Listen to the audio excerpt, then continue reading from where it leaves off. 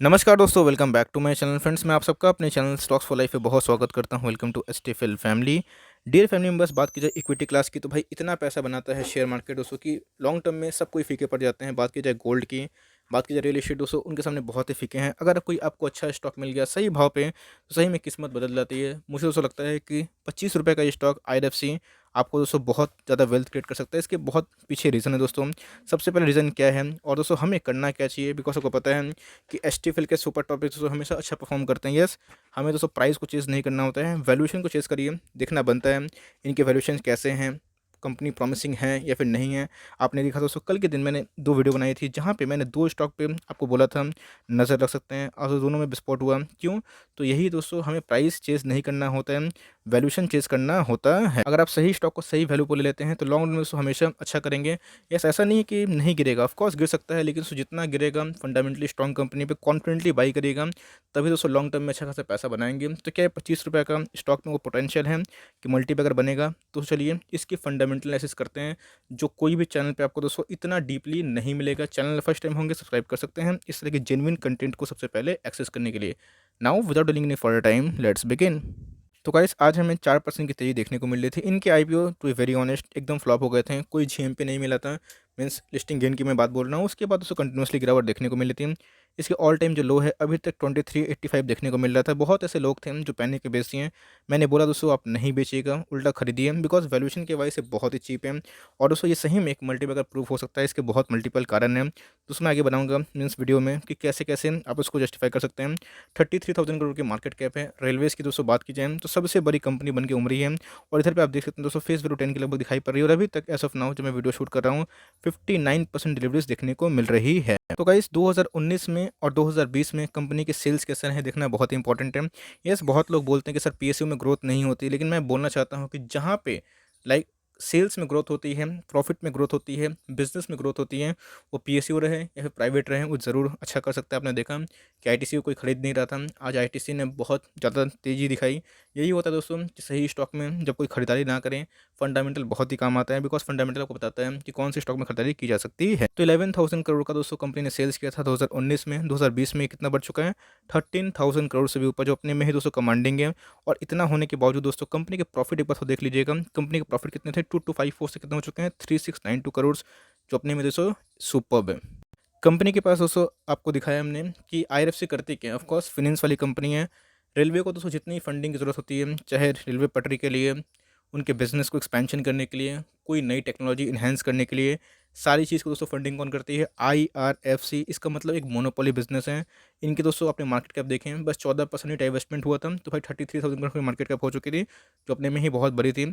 एक बार देखिए दोस्तों थोड़ा सा रिजर्व सरप्लस 15,000 करोड़ का रिजर्व सरप्लस है, जो कि 2020 में कितना हो चुका है, अप्रॉक्स 19,000 करोड़, जो अपने में दोस्तों सुपर्ब है। अब गाइस, ईपीएस चेक करना बहुत इंपॉर्टेंट है, बिकॉज ईपीएस से आप पता लगा सकते हैं कि इनकी प्राइस टू अर्निंग कितनी है।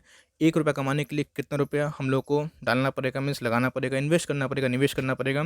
तो गाइस, आपको 3 रुपये का ईपीएस दिखाई पड़ रहा है, आपको लगेगा कितना कम है, लेकिन दोस्तों अगर 25 रुपये के कंपेरिजन में जो इनके साइज़ है उससे कंपेयर किया जाए, ये बहुत ही टॉप नॉच वाले ईपीएस दिखाई पड़ते हैं दोस्तों। और जनरली दोस्तों मैं 15 से जो नीचे आरओई वाले शेयर में निवेश करना जल्दी पसंद नहीं करता, लेकिन कुछ कुछ अपवाद भी होते हैं। तो गाइस, चूंकि फाइनेंस वाली कंपनी है तो इनमें आरओसी बहुत ही इंपॉर्टेंट होता है, बिकॉज इनके ऊपर बहुत डेट होता है। ये एक जगह से पैसा लेते हैं और दूसरा को देते हैं, और बीच का जो मार्जिन होता है दोस्तों, यही उनकी कमाई होती है। तो इनके आरओई और आरओसी उतने अच्छे नहीं होते हैं। आप कोटक महिंद्रा बैंक का देखिए, एचडीएफसी बैंक का देखिए, तो हमें दोस्तों यही देखने को मिलेगा। लेकिन दोस्तों इनके पास को देखिएगा करंट रेशियो कितना है, 25 के लगभग। इनका मतलब इनके पास इतने असेट्स हैं कि आप अंदाज़ा भी नहीं लगा सकते, इनके पास इतने असेट्स हैं। और so yes, debt to equity high है 7 के ऊपर, लेकिन मैंने बताया कि कंपनी कहीं से पैसा लेती है और किसी को फाइनेंस करती है। किसको फाइनेंस करती है, रेलवे को। और उससे ये आप जान के चौंक जाएंगे, पहली ऐसी कंपनी है जिनके ऊपर कोई भी एनपीए नहीं है। तो भाई एनपीए क्या होते हैं, मीन्स आपने किसी को पैसा दिया, वो पैसा 90 डेज में नहीं आया तो नॉन परफॉर्मिंग एसेट हो गया, और वो दोस्तों बाद में ख़त्म भी हो सकता है। तो चूँकि गवर्नमेंट पैसा लेती हैं तो वो उनको डिफ़ॉल्ट नहीं कर सकती। तो मेरे हिसाब से दोस्तों एकदम सॉलिड बिजनेस मॉडल है, जहाँ पे गवर्नमेंट आपके पैसे डिफ़ॉल्ट नहीं करेगी। इवन गवर्नमेंट दोस्तों जितने पीएसबी बैंक होते हैं, उनको बचाने के लिए हर साल कुछ ना कुछ पैसा फंडिंग करती है। तो गाइस, आप समझ सकते हैं गवर्नमेंट कभी भी डिफ़ॉल्ट नहीं करेगी। एक रिस्क फ्री है, लेकिन यस, ग्रोथ इज़ बहुत इंपॉर्टेंट है। इसलिए फ्रेंड्स मैंने आपको फाइनेंशियल्स दिखाए। फाइनेंशियल्स में कोई भी डेंट नहीं है, बहुत ही प्रॉमिसिंग कंपनी दिखाई पड़ती है। तो चलिए दोस्तों, क्या ये सिर्फ 1 साल की हवाबाजी थी? नहीं दोस्तों, आप देख सकते हैं कंटिन्यूअसली कंपनी के जो रेवेन्यू है वो time time up to the mark हो रहे हैं, इवन दोस्तों उससे बहुत बढ़ रहे हैं।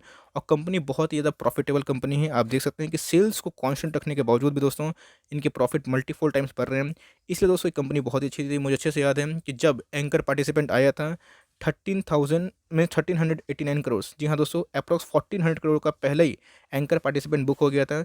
लेकिन जो लोग दोस्तों जीएमपी के लिए जाते हैं, मीन्स ग्रे मार्केट प्रीमियम में, उन्होंने पार्टिसिपेट नहीं किया। लेकिन जो वैल्यू इन्वेस्टर है दोस्तों, बड़े बड़े फंड मैनेजर की बात कर रहा हूँ, जो यूएस से पैसा लेके आते हैं, उन्होंने पहले ही बुक कर लिया था। इसलिए दोस्तों हमेशा वैल्यूएशन देखिए, क्वालिटी देखिए दोस्तों, प्राइस से चेस मत करिए। क्या पता लॉन्ग टर्म में यही 10 गुना 20 गुना हो जाएगा दोस्तों। तो आपके सारे पुश जितने भी हैं आपको धन्यवाद करेंगे कि चलिए कुछ तो मेरे लिए करके गए। और ऐसे स्टॉक दोस्तों लॉन्ग टर्म में ज़रूर पैसा वेल्थ क्रिएट कर सकते हैं। तो गाइस आप देख सकते हैं कि लिस्टिंग जस्ट हाल फिलहाल में हुई है, तो भाई आज हमें 4% के ऊपर तेजी देखने को मिल रही है। और लिस्टिंग होने के बावजूद दोस्तों उतना हमें स्पार्क देखने को नहीं मिला, कंटिन्यूसली डाउन साइड में ही है। लेकिन मैंने दिखाया कि आप इसको जस्टिफाई जज नहीं कर सकते हैं। ऐसे बहुत सारे स्टॉक्स हैं जो बिना फंडामेंटल के भाग जाते हैं, ऐसे बहुत सारे अच्छे स्टॉक्स हैं जो फंडामेंटल अच्छे होने के बावजूद भी गिरते रहते हैं। लेकिन दोस्तों एक वक्त ऐसा आता है, 10 साल पिटाई हुई लेकिन 1 साल में ही वो 3-4 गुना रिटर्न देता है।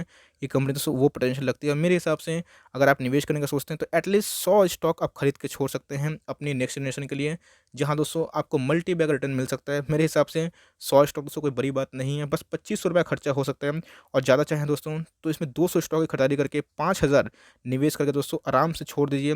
क्या पता दोस्तों ये मल्टी बैगर कभी कन्वर्ट हो जाए और आपका दोस्तों किस्मत स्टॉक मार्केट में चमक जाए।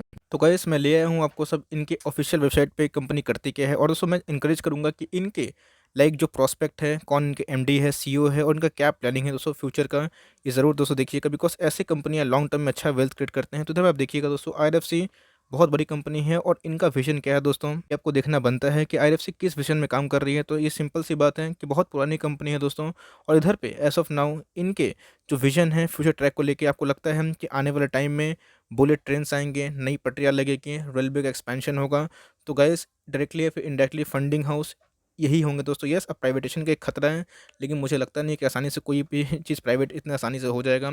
और उसको कोई कंपनी लिस्ट हो रही है तो उनके पास ऑफ कोर्स एक फ्यूचर प्लानिंग होगी कि उनको कैसे आगे बढ़ना है। और उसको अगर ये कंपनी मीन्स लॉन्ग टर्म में अच्छा करती है तो मेरे हिसाब से आपको मल्टीपल रिटर्न दे सकती है। तो मेरे हिसाब से आप कम से कम 100 या फिर 200 स्टॉक खरीद के लॉन्ग टर्म का निवेश कर सकते हैं। और क्या पता दोस्तों ये मल्टी बैगर कन्वर्ट हो जाए। और मुझे दोस्तों इसको लेकर बहुत ही भरोसा है। अब प्रश्न ये आता है कि भाई किस लेवल पे खरीदारी करें दोस्तों। Current market price is okay, और जितना गिरे तो भाई उतना खरीद सकते हैं। अभी 100 स्टॉक खरीद लीजिए, कल दोस्तों और गिरे तो 100 स्टॉक खरीद लीजिए। लेकिन ये डिस्क्लेमर भागता थोड़ा स्लो है बिकॉज हमारे पास पुराना डेटा अवेलेबल नहीं है। लेकिन दोस्तों जब भागेगा तो कोई पकड़ नहीं पाएगा। और मुझे लगता है आप इसमें लॉन्ग सोचिए, शॉर्ट टर्म दोस्तों मत सोचिए।